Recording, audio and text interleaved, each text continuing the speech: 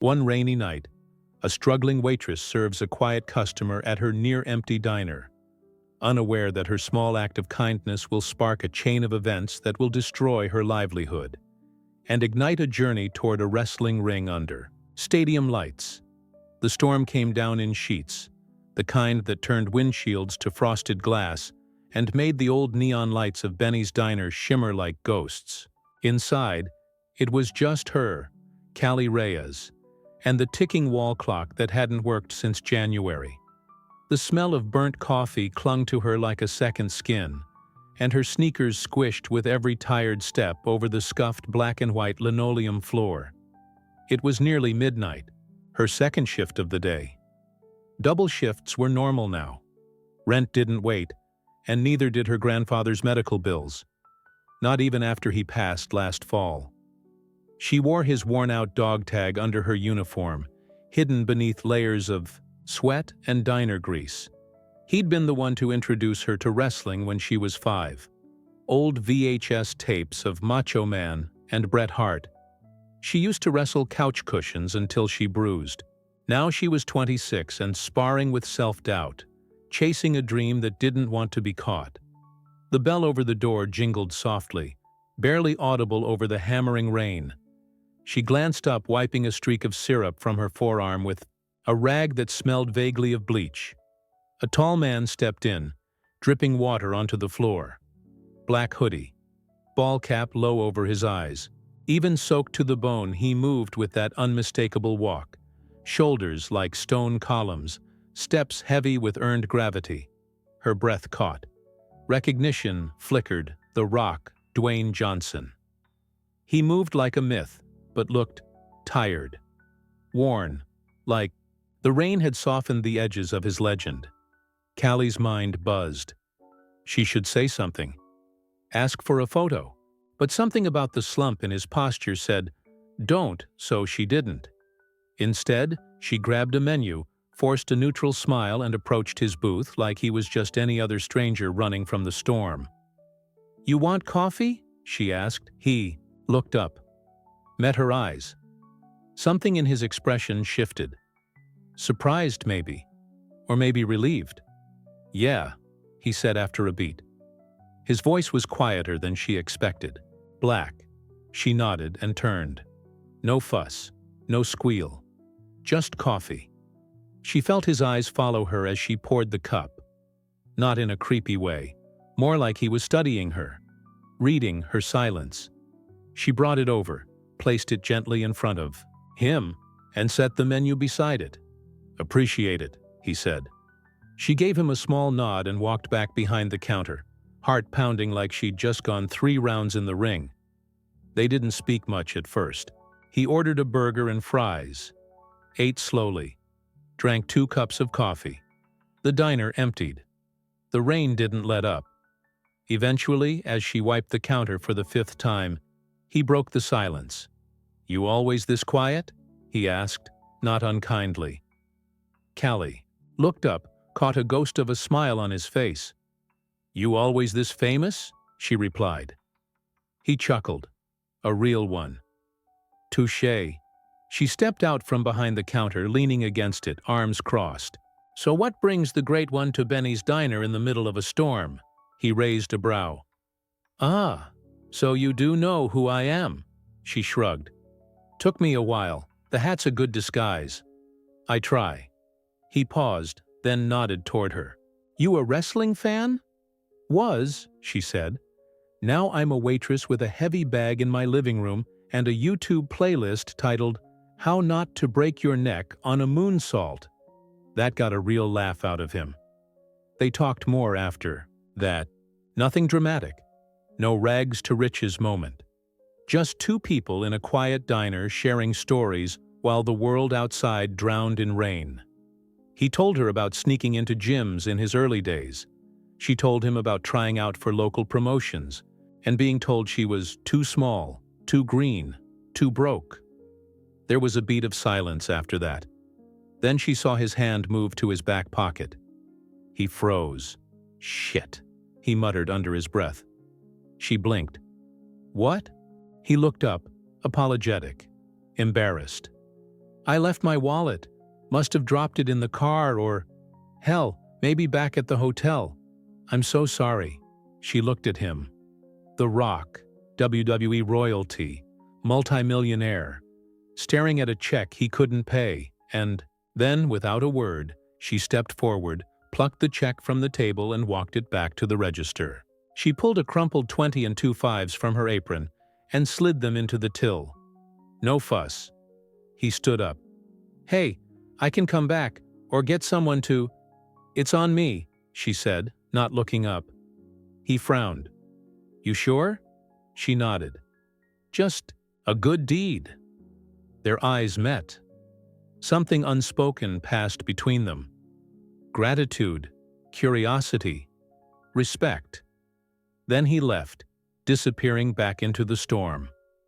The video surfaced 2 days later. A regular, some tech bro in a Patagonia vest had recorded the exchange on his phone and uploaded it with the caption, "Waitress covers The Rock's meal and doesn't even flinch." It went viral within hours. By the third day, Callie was fired. "Violation of policy," the manager had said. "You know the rules. No comps, not for celebrities, not for anyone." She packed her things in silence. No final paycheck, no goodbyes, just the sound of the door shutting behind her and the rain returning like a cruel echo. Her phone wouldn't stop buzzing. People called her a hero, a queen. Some said it was staged. Some offered to start GoFundMes. Most did nothing at all. And the places she applied to? They ghosted her. The moment her name popped up, so did the headlines. Too much attention. Too much noise. Wrestling? That dream felt further away than ever. No gym, no job, no momentum, just bruises and bills. And yet, every night, she still trained, still tried, still dreamed. Until one morning, her inbox lit up with a notification she almost deleted out of instinct. It was a DM-verified checkmark. One name, Dwayne Johnson. And all it said was, "Callie, I owe you more than a meal. I'd like to talk about your future. Are you still chasing the dream?" She stared at the screen, heart hammering, breath shallow. Because in that moment, everything changed. But what did he mean by her future? And why now? The message stayed, unread for hours. Not because Callie didn't see it. She did. She saw it within seconds.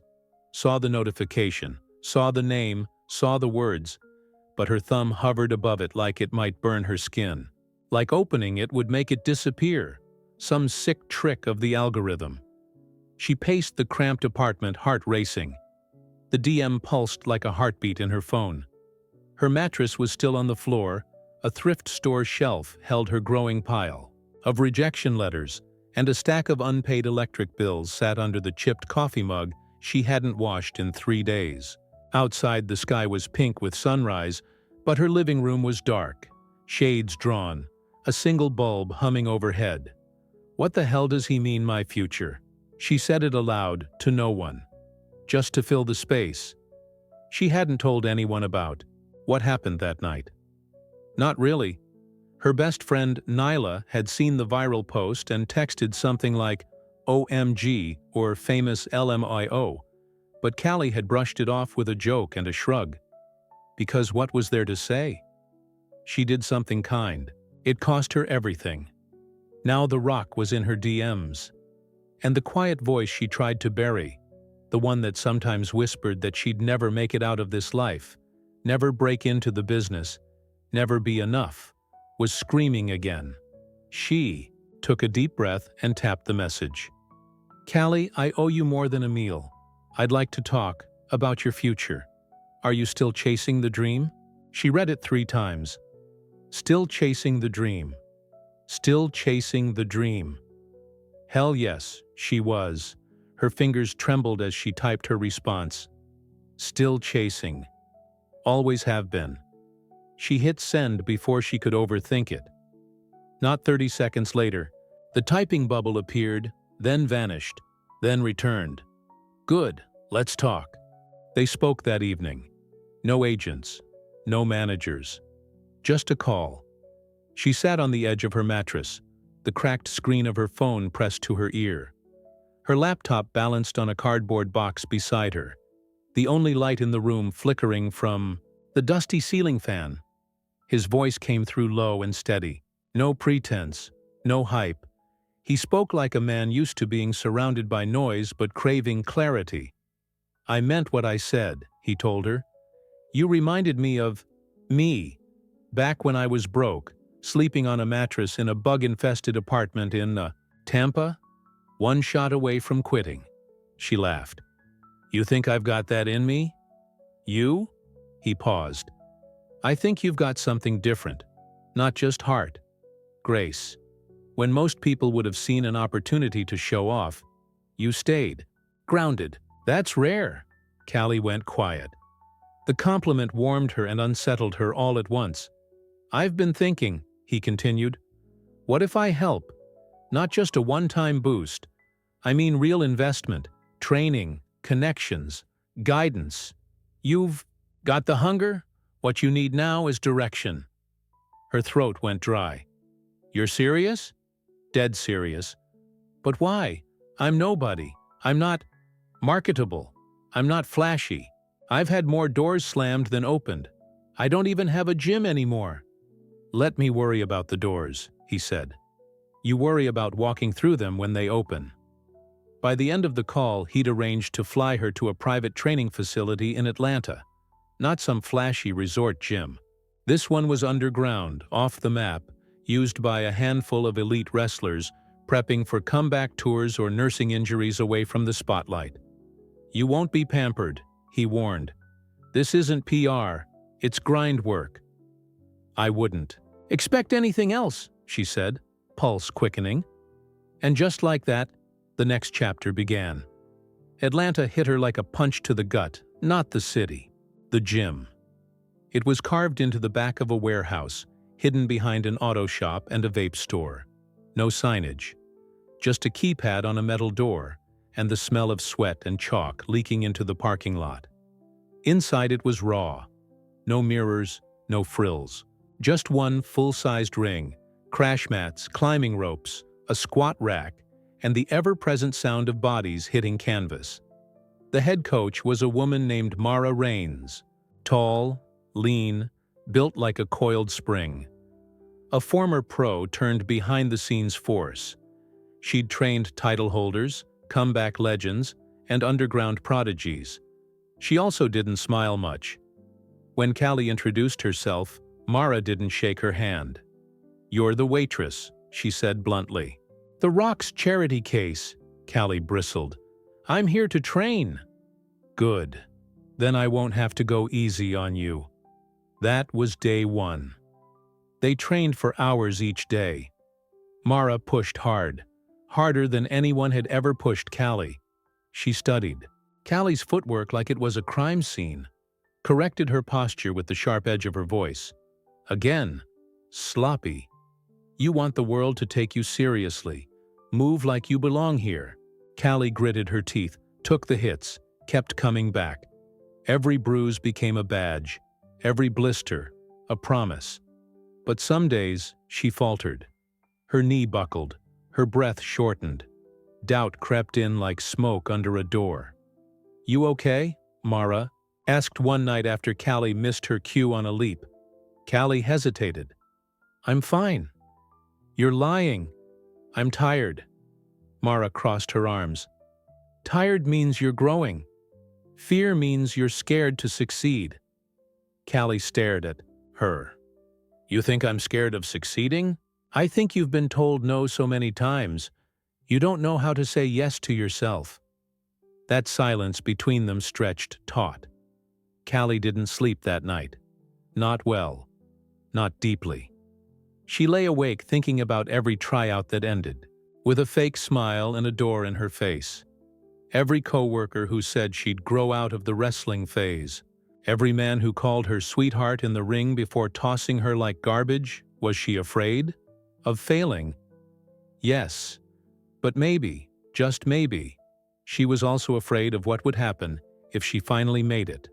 The following week, Dwayne showed up, he Entered the gym mid-session, unannounced, in a black zip-up hoodie and aviators, flanked by no entourage.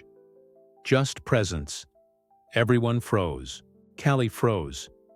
He took off the glasses, looked at Mara, then at Callie. "I came to see if you still want this," he said. Callie wiped sweat from her brow, chest heaving. "More than ever." "Then show me." Mara tossed her a nod. "Let's go." Callie climbed into the ring. Opposite her, Mara slid under the ropes. The sparring match began. It wasn't gentle. Mara moved fast, technical, precise. Callie fought back with every muscle screaming, every instinct firing. She missed a block, got slammed, rolled, came back harder. Dwayne watched, arms folded, saying nothing. Finally, after a brutal back and forth, Mara took a hard bump, then sat up, smiling for the first time. "She's ready," she said. Dwayne stepped forward. But before he could speak, a tall, broad-shouldered man emerged from the locker room. Young, cocky, familiar. "Wait," he said. "She's getting the spot?" Callie narrowed her eyes. It was Chase Duran, a rising WWE recruit, and her former tag partner, the one who'd betrayed her on the indie circuit, who'd called her dead weight in a promo after ghosting her from a tour she helped build. He smirked, tossing a towel over his shoulder. "This'll be fun." And just like that, the air changed, because this wasn't just about a dream anymore. This was personal. The way Chase Duran leaned against the ropes like he owned the ring made Callie's stomach twist. He had the posture of someone who had already decided how the next 10 moves would play out. And none of them involved her walking away clean. She hadn't seen him in almost 2 years. Not since the night he walked out of their shared motel room, just hours before they were set to appear in their first televised indie match. He left no note, no message, just silence. And when she watched the broadcast that night from the motel TV, still suited up in her ring gear, he was there, debuting solo with a brand new persona and an arrogant smirk, as if the tag team they'd spent 2 years building never happened. Now he stood in the same gym, under the same lights, looking at her like she was an old grocery receipt, crumpled, forgotten.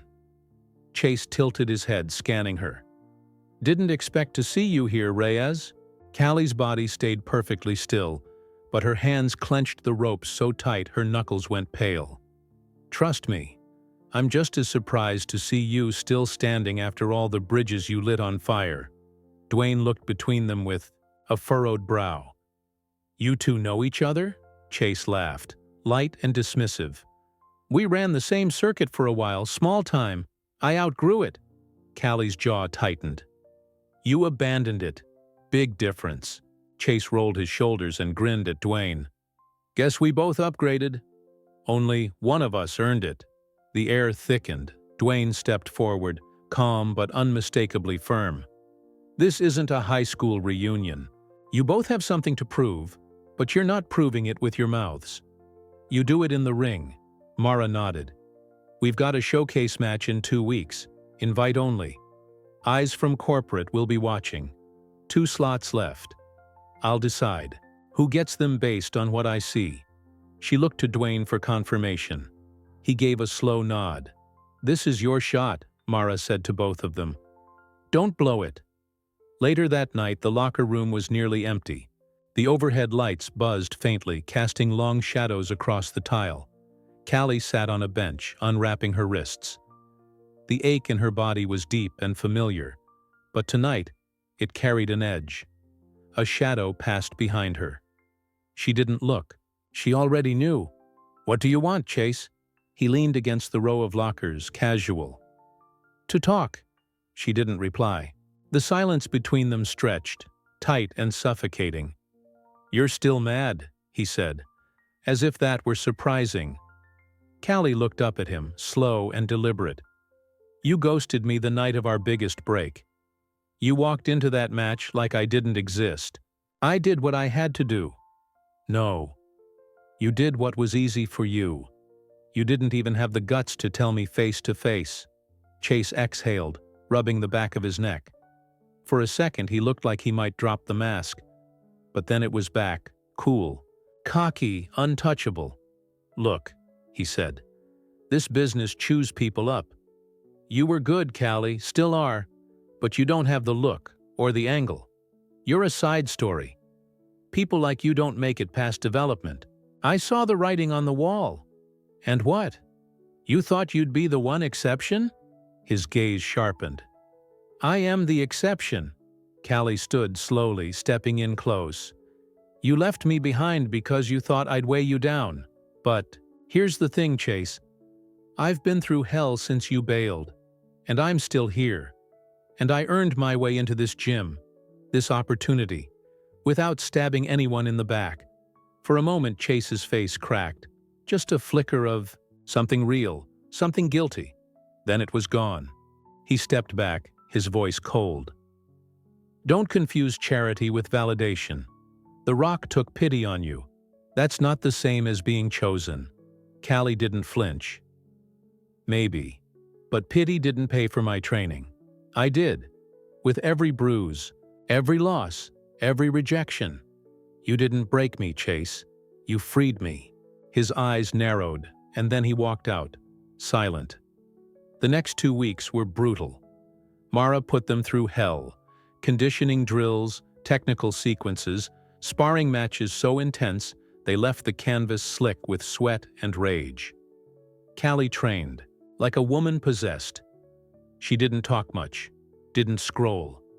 She hit the mat again and again until her spine hummed and her lungs burned. And still, Chase was there, always in the corner of her eye, smirking, watching, waiting. One night, as the others filtered out, Dwayne approached her ringside. He handed her a water bottle, crouched beside her. "You're pushing hard," he said. "I have to." He studied her face. "This about proving me right? Or proving him wrong?" She didn't answer. Dwayne continued. "Look, I get it. I've been there. But don't let the ghost of someone else's betrayal become the reason you bleed. Let it fuel you, not consume you." Callie nodded slowly, staring at the ring. "I can handle him." "I know you can," he said. "But the people, watching from the outside, they need to see that you're not here for revenge. You're here for legacy." That word stuck. Legacy. It meant something different now, not just fame or the belt. Legacy was what her grandfather left behind. Quiet strength, resilience, love for the sport even when no one watched. That was the kind of mark she wanted to make. The night of the showcase arrived like thunder. The gym transformed. Temporary bleachers set up. Black drapes hung. A lighting rig buzzed overhead. Camera crews buzzed around, checking angles. Mara paced like a general before battle. Callie stood in the locker room lacing her boots. Her new ring gear was simple but sharp, black with crimson trim, a nod to the colors her grandfather wore in his military unit. She touched the dog tag under her gear. Then the knock came. She opened the door. It was Dwayne. He held out a velvet box. "This was my first custom wrist wrap," he said. "Used it the night I earned my first contract. I want you to wear it." She took the box, opened it. Inside was a worn black leather wrap, etched with subtle initials. DJ. "I can't." "You can," he said, "because this isn't about what I did. It's about what you do next." Callie slipped the wrap on, her fingers trembling slightly. In the hallway, she could already hear the announcer call her name.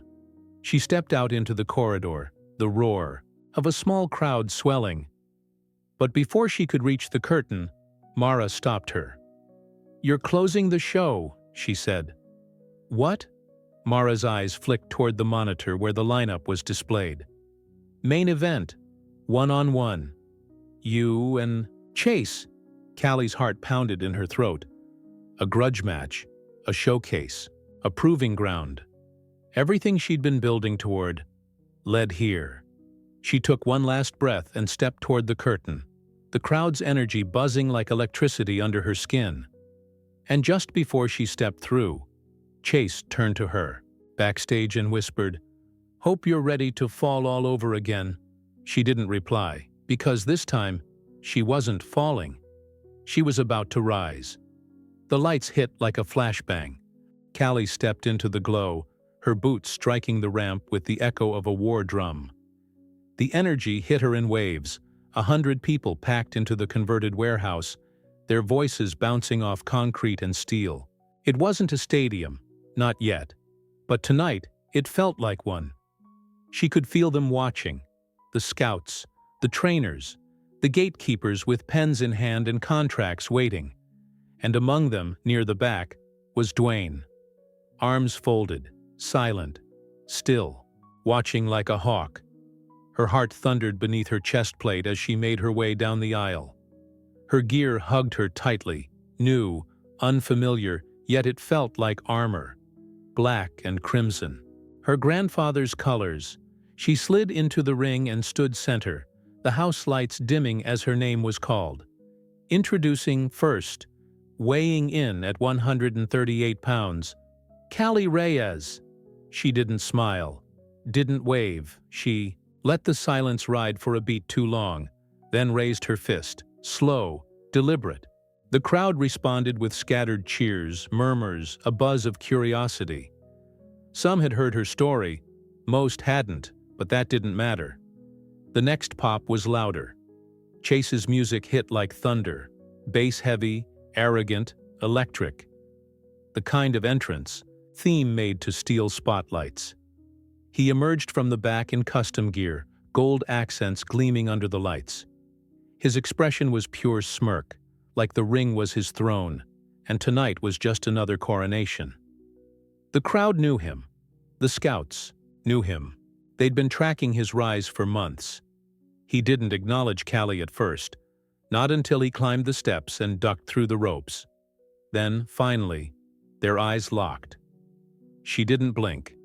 Chase stepped closer, leaning in with the smugness of a man who'd already decided the outcome. "You sure you want to do this in front of all these people?" he murmured. "Wouldn't want déjà vu." Callie stared him down. "You'll get your moment, Chase, right before the tap." He chuckled and backed away. The bell rang. The opening lockup was stiff, real, like neither of them cared much for pulling punches. Chase shoved her backward hard, chest puffed out. Callie hit the mat but rolled back to her feet in one fluid motion. She'd expected that. He wanted to set the tone early. She wouldn't let him. They circled, tested each other. Chase ducked under.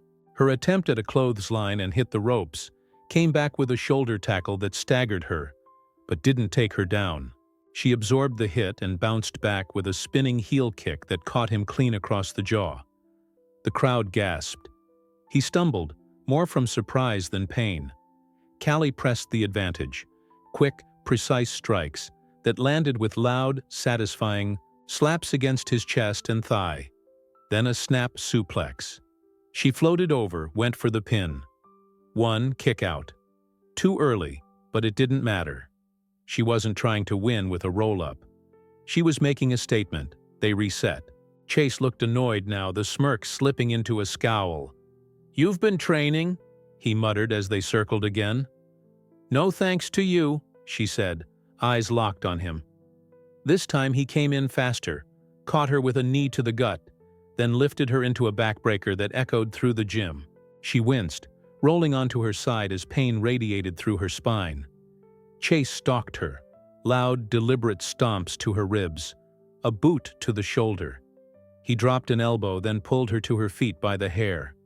"Still chasing the dream, huh?" he sneered. "Still waiting for someone to hand it to you?" Callie gritted her teeth. "No one handed me anything."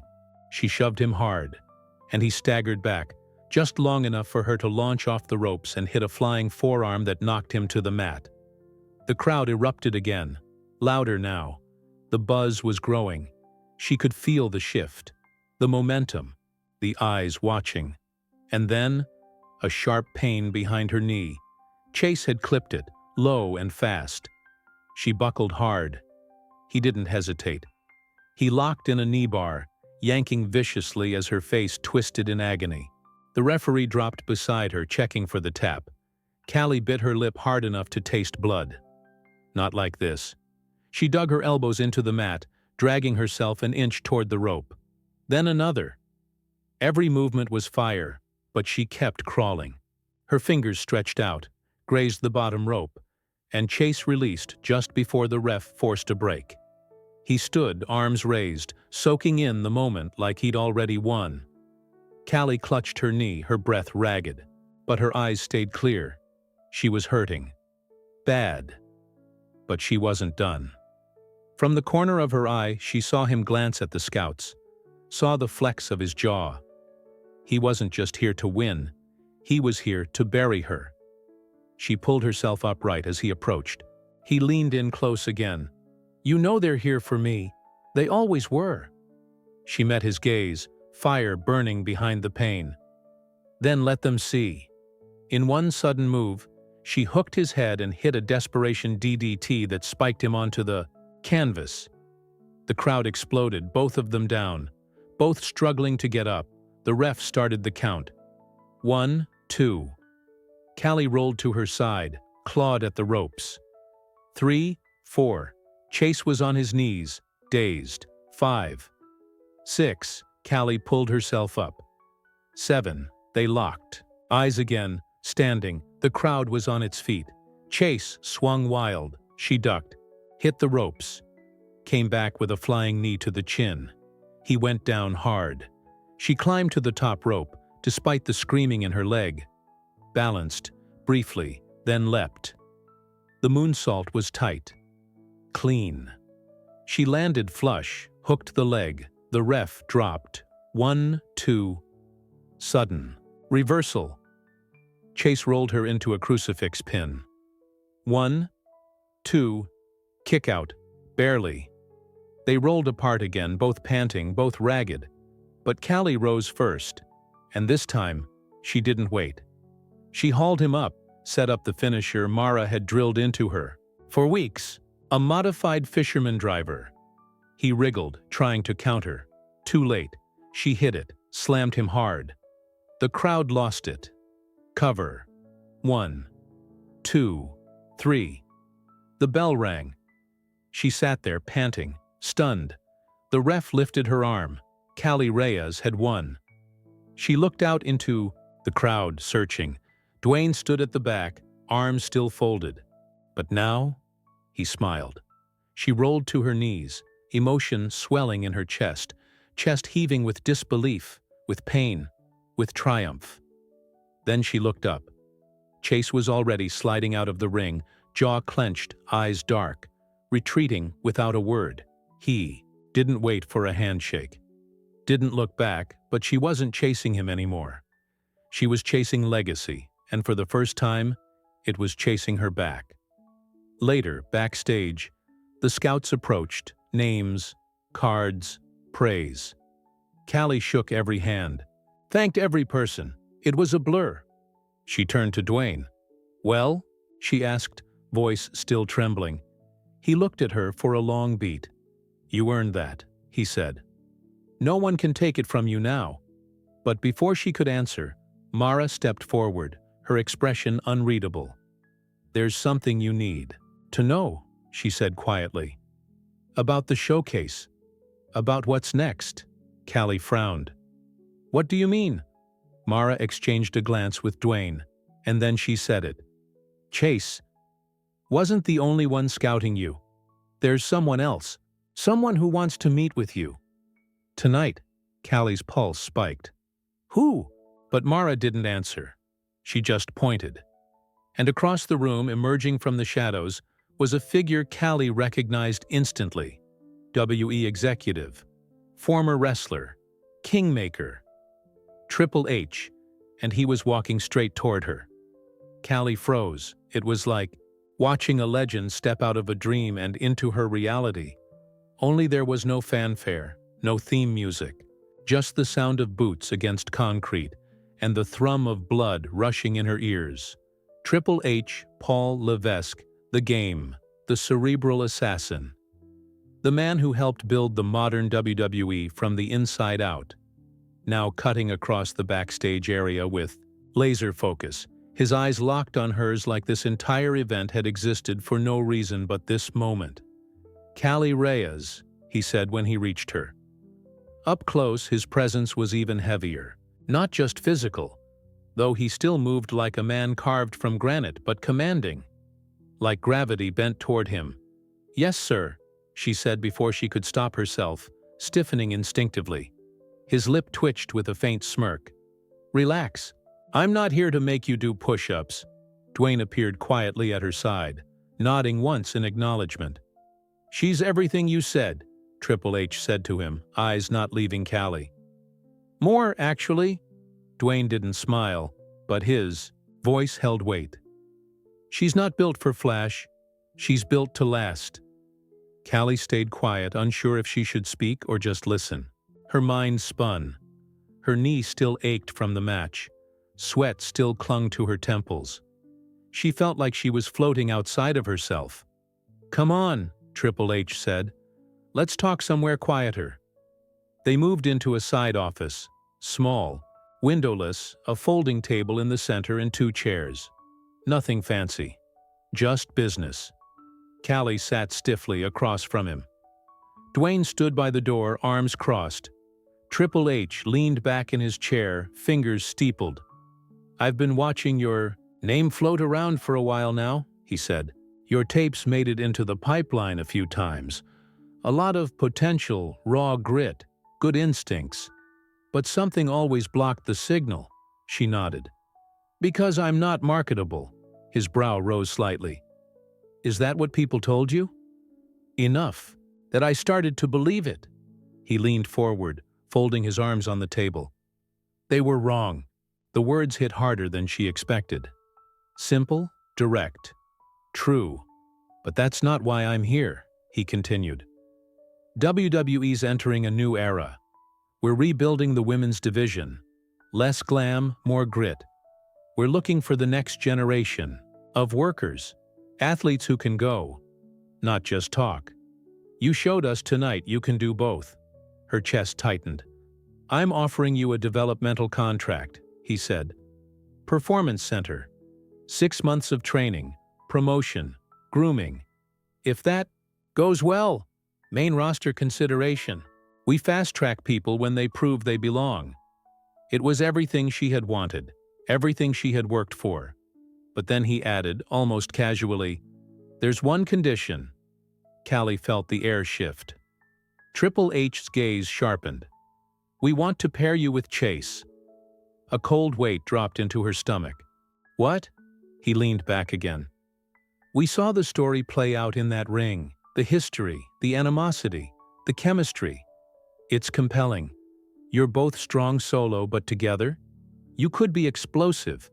We want to market the rivalry. Real heat, sells, tag matches, mixed gender feuds, maybe even a redemption arc."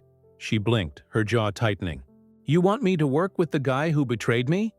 Triple H didn't flinch. "I want you to make money with him. There's a difference." Dwayne finally spoke, his voice low. "You don't have to say yes." Triple H gave a slight nod. "You can refuse. But full transparency, Chase has options.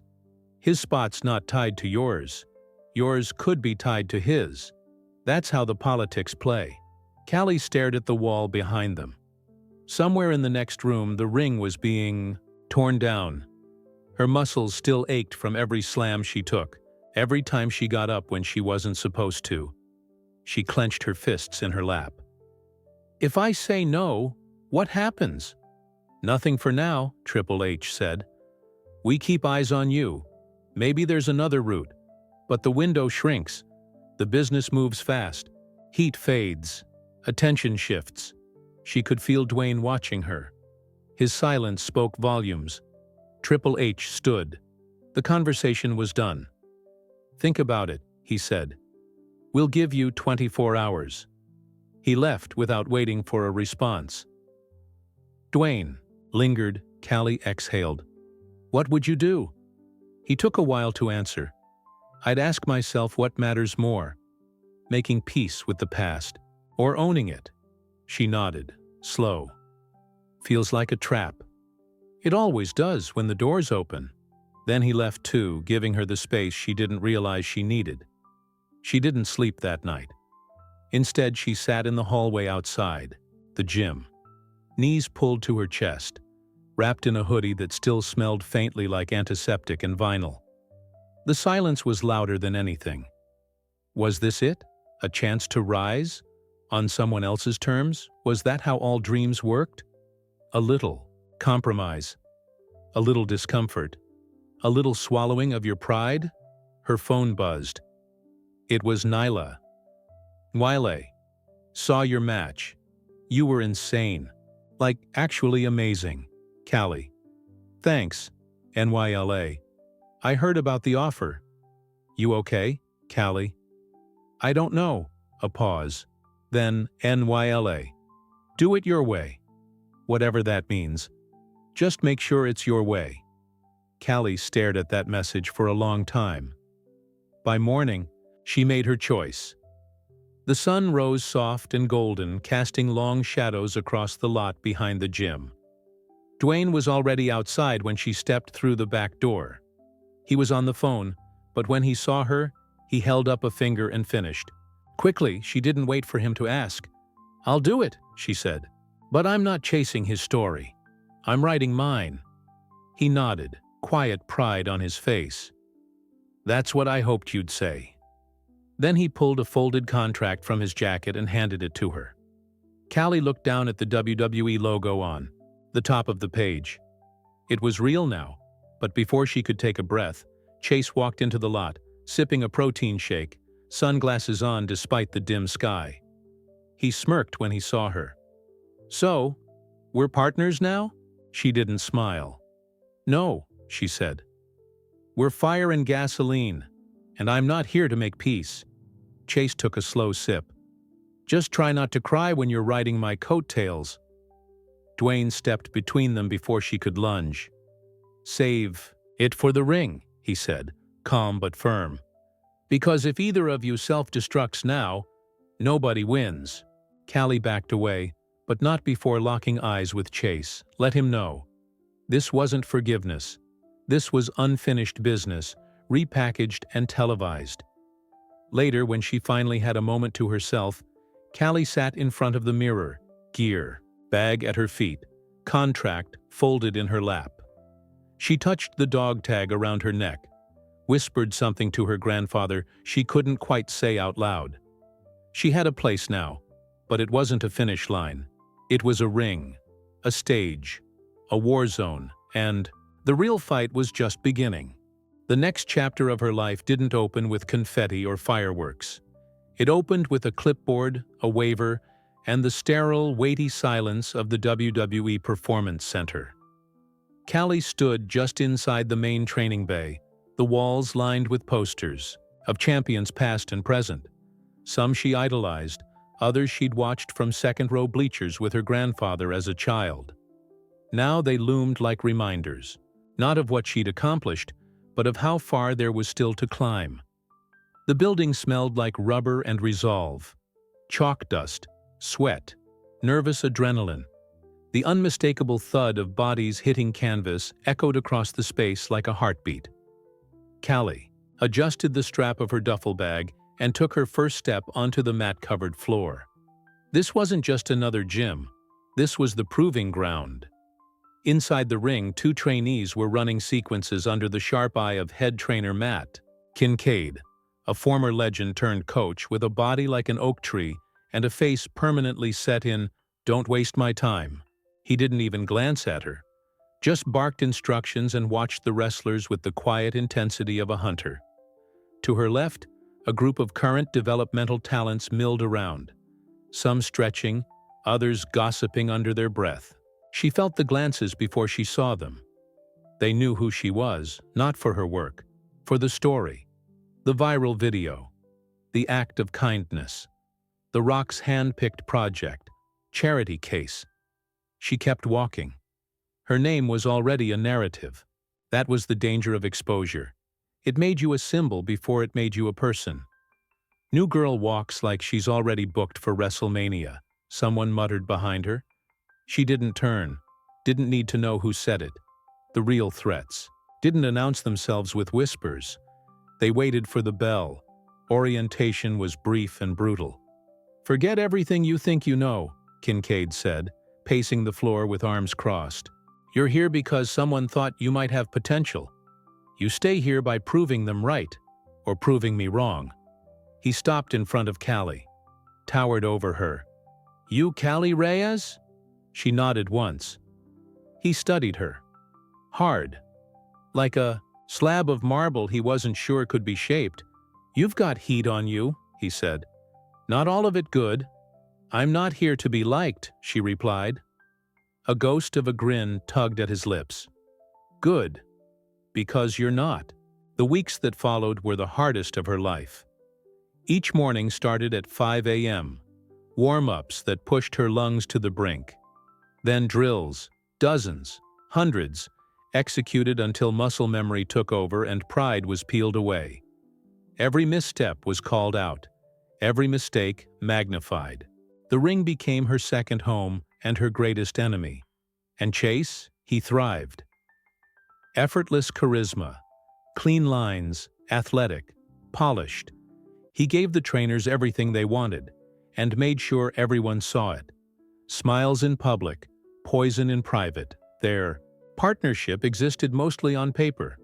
Promos together, a few tandem drills, forced chemistry, manufactured tension. He played the villain, she the underdog, but behind closed doors, nothing had changed. "You really think you'll outpace me?" he'd whisper when no one was looking. "You're just a phase. I'm the future." She didn't engage. Not because she was afraid, but because she couldn't afford the distraction. He wasn't the obstacle. The system was. One night after a particularly brutal bump drill, Callie collapsed onto the mat, chest heaving. Her body screamed. Her knee, still tender from the match weeks earlier, throbbed beneath the brace she wore under her tights. She lay on her back, staring at the ceiling as the last of the lights dimmed. Most trainees had already cleared out. The building hummed. With quiet. "Hell of a fall," a voice said behind her. She sat up, startled. It was Lexi Vale, top of the developmental class. A second-generation wrestler with a jawline that belonged on magazine covers and a scissor kick that had knocked out 2 teeth during a live match last year. Callie didn't know her well, but she knew the type. Lexi leaned against the ropes, arms draped casually over the top. Don't take this the wrong way, but people don't usually last long when they come in with a spotlight already on them. Callie stood, slow, cautious. "Thanks for the pep talk," Lexi smirked.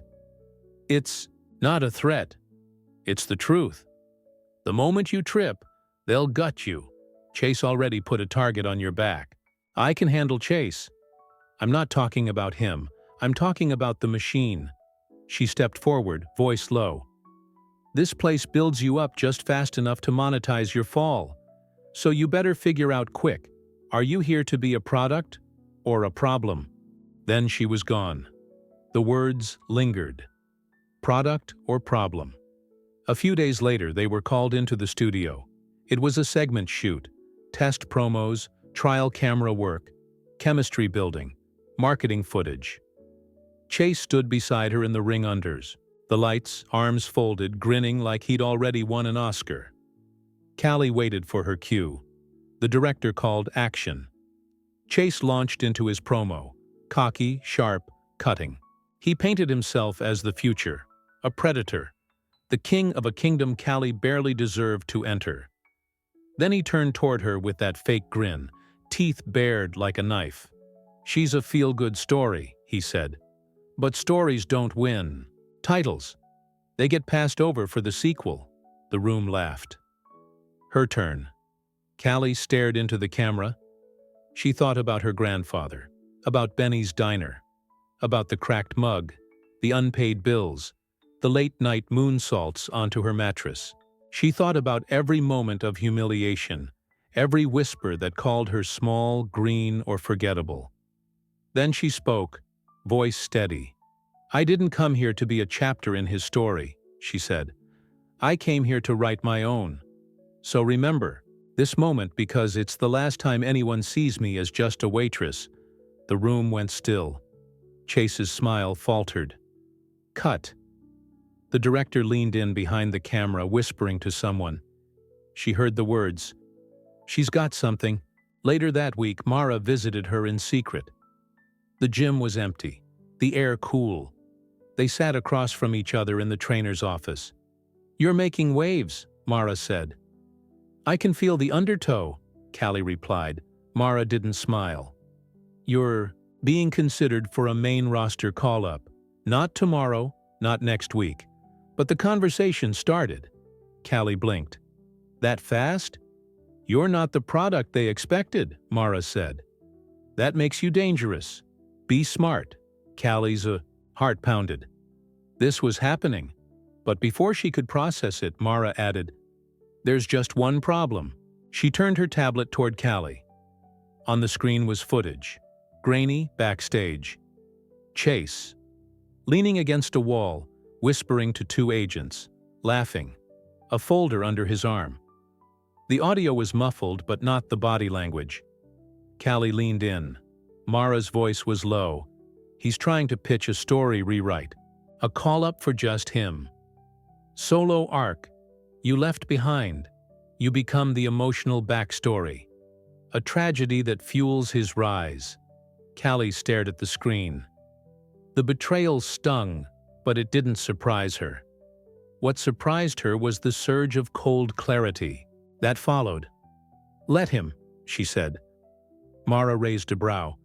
"Because when I show them who I really am, they won't want his story." She stood. "They'll want mine." The air inside the arena buzzed with a pressure that felt bigger than sound. Callie stood in the narrow corridor just behind the curtain, heart pounding beneath the crimson and black gear that had become her second skin. The roar of the crowd, tens of thousands deep, not hundreds anymore, rumbled through the concrete floor and into her bones. She rolled her shoulder, shook out her hands. Her fingers trembled. Not from fear, from arrival. This was it. The night. WWE's Rising Stars Showcase. The one-night televised special introducing the next generation to the world. Half a dozen matches, 2 main events. One of them was hers. Her name was on the marquee now. Not just beside Chase Duran's, but equal to his. Her image was on the promo banners. Her signature move had a name. And tonight, she wasn't wrestling as a developmental hopeful. She was performing under the bright lights.